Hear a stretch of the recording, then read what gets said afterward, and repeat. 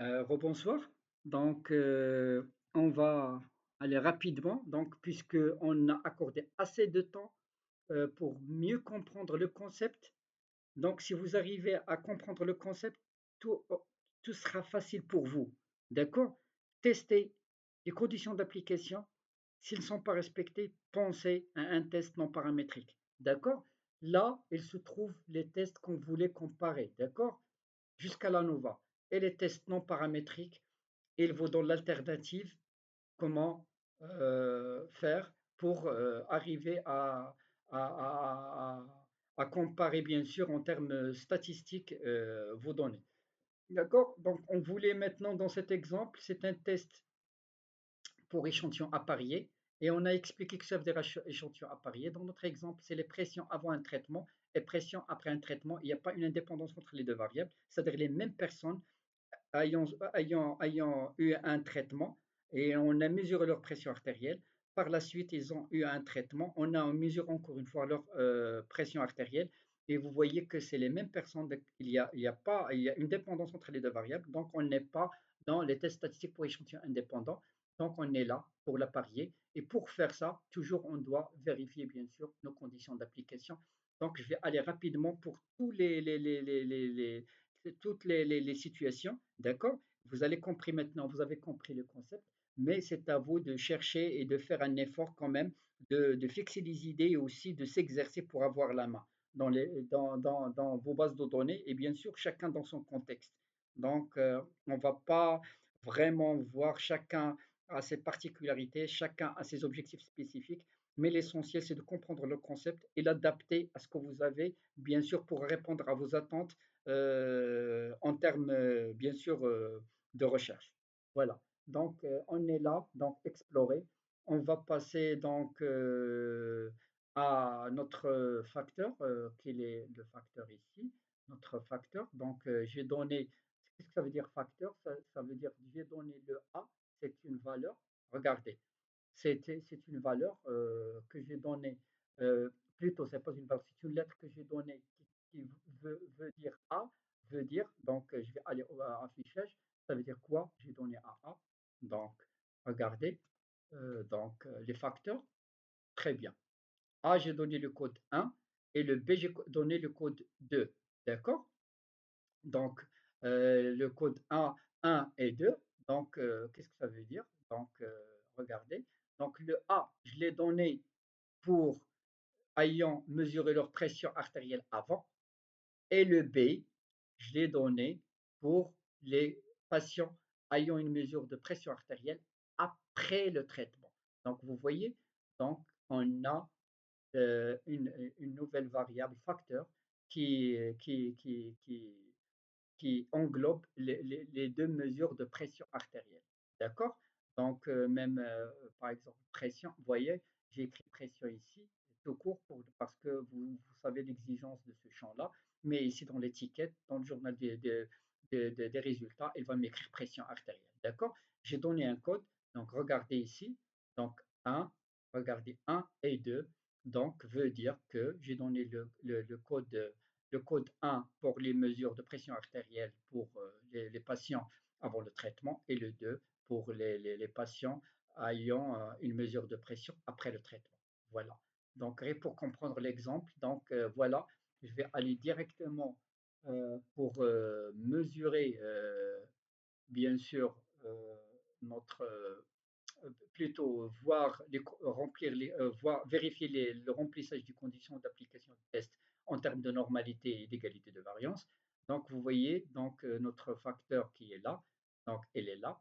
D'accord? Donc, c'est à vous d'organiser votre base de données de cette manière si vous voulez faire ça. Mais sinon, vous pouvez, par exemple, vérifier chaque variable à part.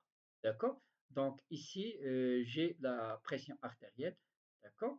Donc, je vais passer directement pour voir les deux fameux tableaux que je cherche souvent. Donc, on ne va pas perdre du temps. Donc, on va aller directement.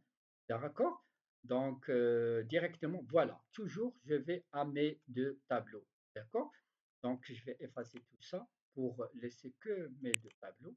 D'accord?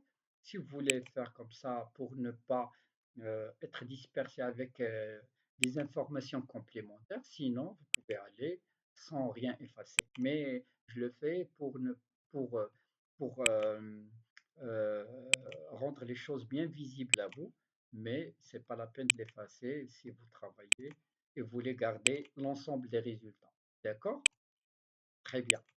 Donc, je suis là, mes deux tableaux. Donc, là, regardez, la normalité, donc, puisque j'ai des petits échantillons de 10, d'accord?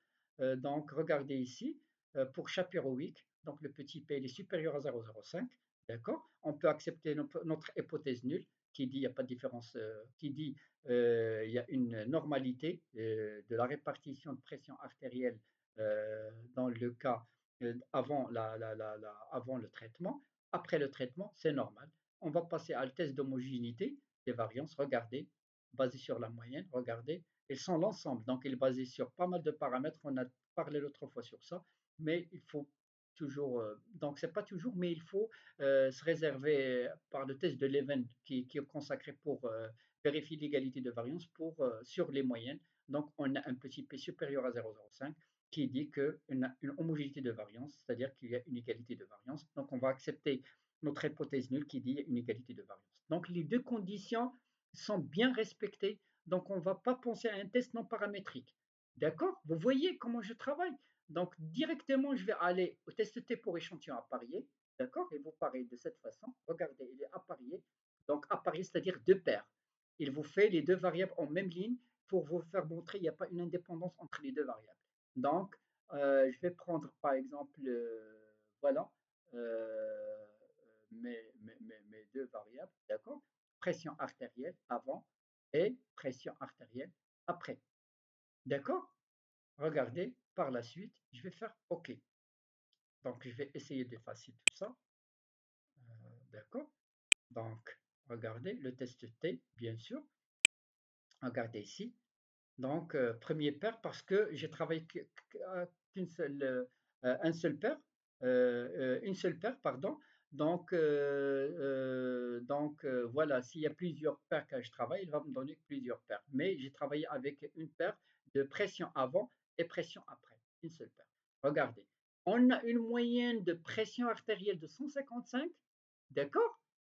Et une moyenne, donc on a déjà vérifié les conditions, donc on peut lire maintenant à l'aise pour passer par le test. Donc c'est un tableau descriptif pour les échantillons à parier.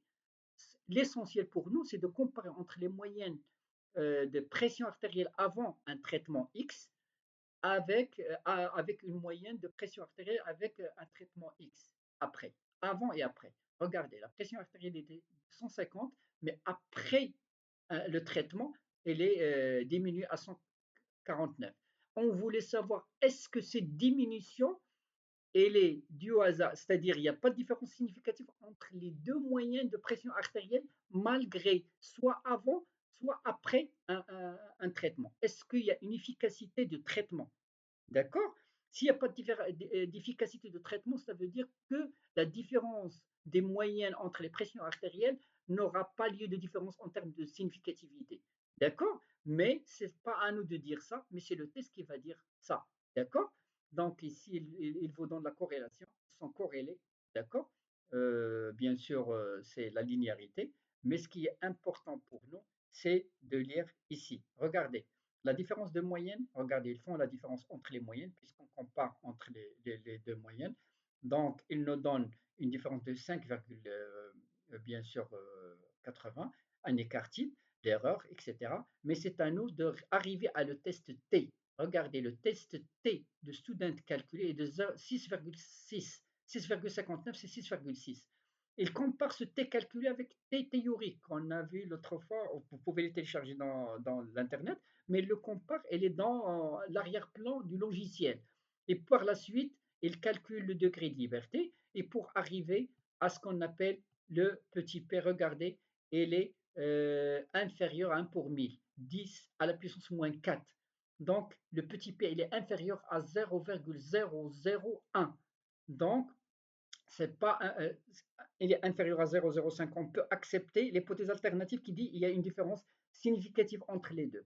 Mais si on veut vraiment préciser le degré de signification, là, il vous donne le degré de signification qui est inférieur à 1 pour 1000 et en passant de 5% qui est significative à 1% qui est très significative, et s'il est inférieur à 1 pour 1000, on peut dire qu'il est hautement significatif. Donc, il y a une efficacité du traitement lorsqu'on a mesuré la pression artérielle avant et la pression artérielle après. Vous voyez, donc maintenant, on- avant on disait que d'une manière descriptive, on a une pression artérielle avant le traitement est de 150, mais après le traitement est 149, on s'arrête là. Mais si vous voulez qu'il y a une différence ou dire qu'il y a une action du traitement sur la pression artérielle, on doit arriver à un test statistique, bien sûr en respectant ces conditions d'application. Vous voyez l'utilité d'un test statistique et pour ne pas passer à côté de la bonne interprétation, toujours le remplissage des conditions d'application des tests sont primordiales. Et là, on l'a déjà vérifié et par la suite, cette lecture, elle est logique, elle est bien sûr dans les normes et on peut prendre notre décision et dire que la pression artérielle avant le traitement diffère significativement de la pression artérielle après.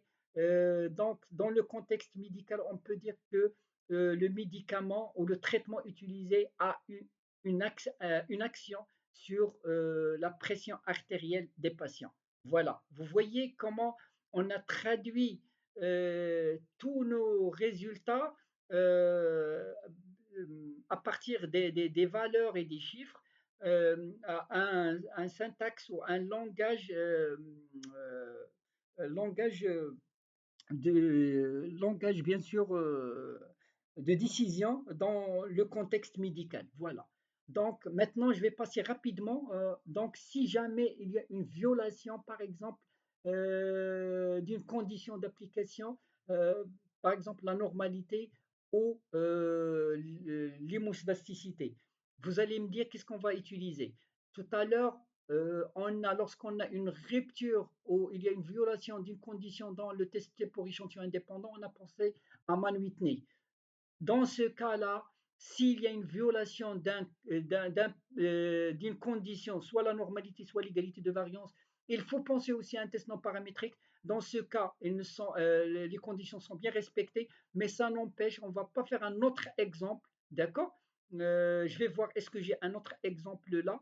Donc, non, je ne l'ai pas, mais il faut toujours penser à un test non paramétrique. Voilà, regardez. Et je vais aller aux deux échantillons qui sont liés. On a expliqué comment ils sont liés parce que c'est des mesures qui ont été faites sur les mêmes patients, avant et après. D'accord. Toujours, il faut penser à ça. Avant et après, on est dans le cas du test apparié, mais ici, c'est donc dans le test non paramétrique, c'est les deux échantillons sont liés. Je vais cliquer ici. Regardez, il va me donner la même chose. Cette fois-ci, on va utiliser ce qu'on appelle le test de Wilcoxon. Tout à l'heure, on a utilisé le test de Mann-Whitney, d'accord, lorsqu'une violation de normalité ou de l'homocydasticité, mais cette fois-ci, lorsqu'on est dans le cas du test T pour les variables appariées, donc on doit penser à un test non paramétrique, mais dans ce cas, c'est Wilcoxon. D'accord. Par exemple, donc, on considère qu'il y a une violation de la normalité, par exemple, malgré elle n'est pas une violation, on a les conditions qui sont bien respectées, mais on considère que si jamais on a une normalité qui n'est pas respectée, donc on va bien sûr euh, partir à partir de cette condition et on va comparer. Le type du test, c'est le test T de Wilcoxon. D'accord. Regardez, et par la suite, on aura notre résultat. Regardez, il travaille avec les rangs. D'accord. C'est pas la peine de casser la tête avec les rangs moyens, les centres des rangs, etc. Mais ce qui est important pour nous, c'est d'arriver à notre test et prendre, prendre la décision. Regardez, voilà le test pré-après, donc le test de signification, le petit p, regardez, il est inférieur à 0,05, que la différence, elle est hautement significative. Donc c'est pareil pour l'autre test lorsqu'on a les conditions qui sont bien remplies. Je vais m'arrêter tout de suite. Donc j'ai arrivé au terme de cette séquence.